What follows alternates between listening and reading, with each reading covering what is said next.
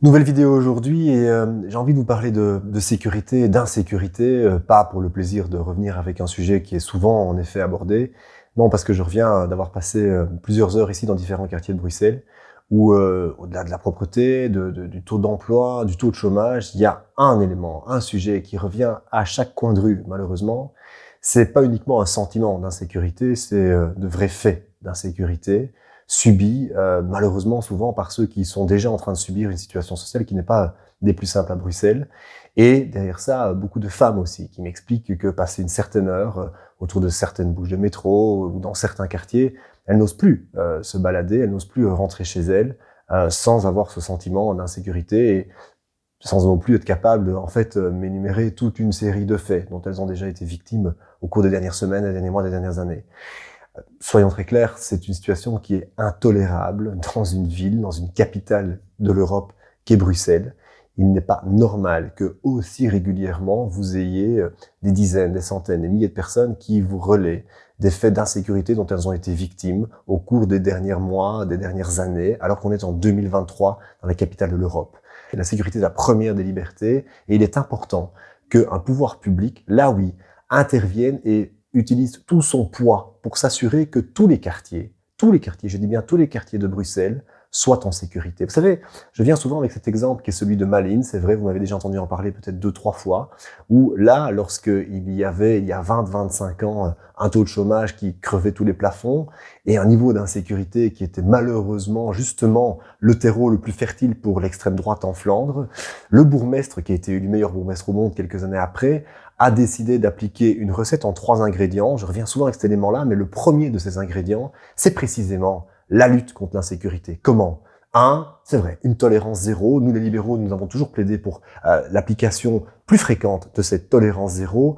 Ça n'est pas uniquement une traduction en termes juridiques, c'est aussi une philosophie, c'est aussi un état d'esprit qui doit pouvoir habiter les décideurs politiques et qui doit pouvoir être relayé auprès de nos forces de police. Comprendre que si à Bruxelles, vous faites un pas de côté, vous allez directement être sanctionné. Aujourd'hui, on sent qu'il y a encore beaucoup trop de tolérance en la matière. Ce n'est pas normal que lorsque vous parlez avec des policiers, ils vous expriment tout leur découragement d'avoir, pas plus tard qu'hier, pu enfin choper tel ou tel malfrat et puis constater que 24 heures plus tard, ce même malfrat sévit au même endroit parce qu'il a été relâché, faute de décision, faute de place dans une prison, peu importe. Ce niveau-là, c'est évidemment pas possible, ce n'est pas tolérable. À Malines, très clairement, cette tolérance zéro a été appliquée du jour au lendemain. C'est pas toujours simple à expliquer non plus aux travailleurs sociaux, par exemple, qui font partie du deuxième élément de cette recette, mais derrière ça, il y a aussi l'application de toute une série de directives plus claires, que par exemple la pose de caméras. Je reviens souvent avec cet exemple-là, où si vous allez à Malines maintenant, dans une des plus belles artères, vous tombez à un moment donné sur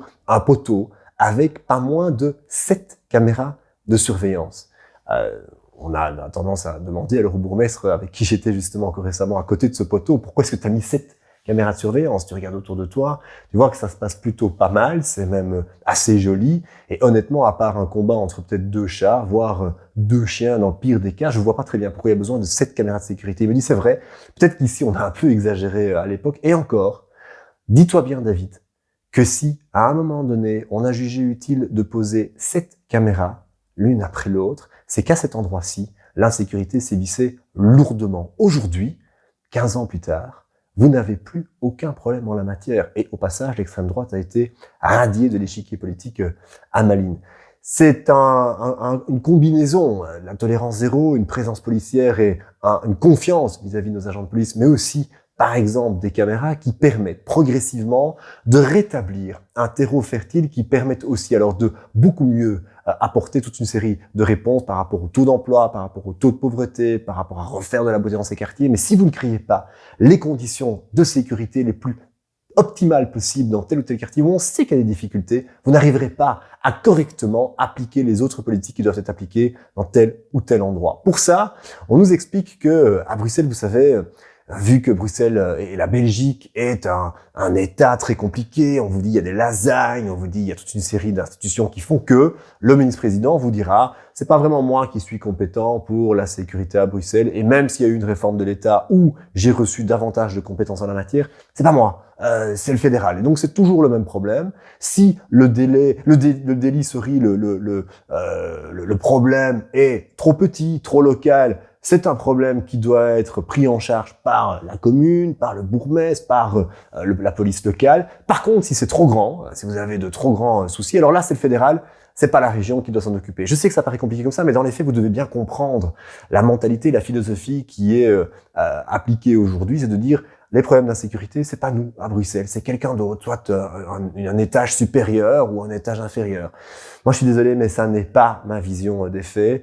Moi, ministre-président, la chose est très très claire. S'il y a des problèmes d'insécurité qui perdurent tels qu'on a pu parfois ou qu'on les connaît, même si elles ne sont pas toujours médiatisées comme d'autres faits à Bruxelles, si vous avez ce genre de problème, et si en effet, dans les faits, vous réalisez que peut-être vous n'avez pas tous les outils, tous les leviers en main, vous allez faire le pied de grue là où les outils existent. Si c'est le ministre de l'Intérieur fédéral, par exemple, vous ne sortez pas de son cabinet tant que vous n'avez pas une situation, un plan d'attaque très concret à Bruxelles. Si c'est une commune, si c'est une zone de police, vous ne quittez pas le conseil d'administration de cette zone de police tant que vous n'êtes pas certain que des actions vont être prises. La sécurité, c'est le premier élément d'un programme social, d'un programme d'émancipation de toute une ville qui doit être appliqué. Si vous évitez, si vous n'abordez pas ce problème-là à bras le corps, malheureusement, tout le reste du château de cartes va s'effondrer. C'est comme un domino, tout le reste va tomber. Vous devez absolument avoir, c'est vrai, une approche qui est extrêmement dure en la matière. On est en 2023.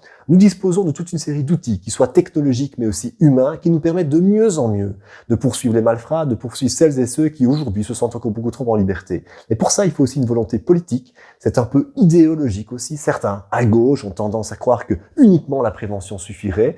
On pense bien entendu que la prévention est utile, mais la sanction et la vertu de la sanction, vous savez, moi j'y crois encore et je crois honnêtement que cette vertu-là, que cet exemple-là peut avoir de belles répercussions sur nos quartiers qui ne méritent que ça. En réalité, c'est avoir en fait un espace où, je vais prendre une caricature, mais elle est tellement pertinente, où une femme de plus de 20 ans ou même moins, peu importe, se sent en liberté, se sent bien de rentrer chez elle le soir, passer 21, 22, 23 heures, même au milieu de la nuit. Si on parvient à réaliser ça, même si on n'y arrivera jamais peut-être à 100%, mais si on parvient à réaliser ça, là enfin vous pouvez construire toute une série d'autres politiques, qu'elles soient sociales, qu'elles soient entrepreneuriales, peu importe.